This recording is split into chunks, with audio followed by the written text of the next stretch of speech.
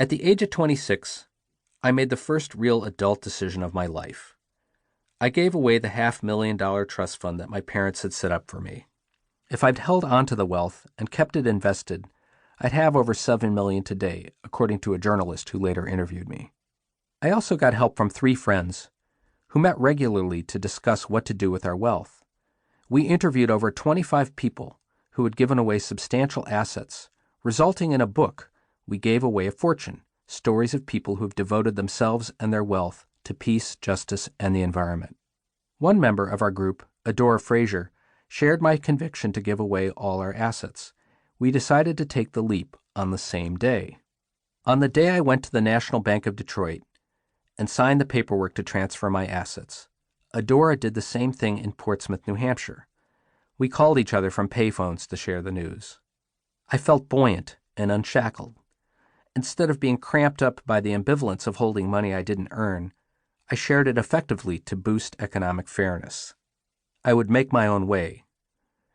At the time, I could not fully comprehend how the financial wealth was just one part of the substantial inheritance of advantages that flowed to me.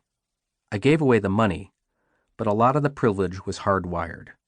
30 years later, I have no regrets. If anything, I feel liberated. My decision enabled me to live my life more aligned to my values. It opened up a source of energy. I'm not advocating this path for others, nor judging those who choose to hold on to wealth. I was 26 years old, unmarried with no children or responsibilities. I know we live in a deeply insecure society where people experience accidents or job losses, and there is little safety net in the United States compared with other countries. But for me, it was the right path.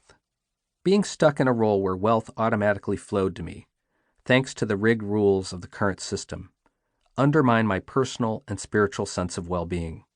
Witnessing poverty and injustice, both in the United States and globally, deepened my understanding of these structures. Passing the wealth along has allowed me to look unflinchingly and non-defensively at the workings of the inequality system and the suffering it causes.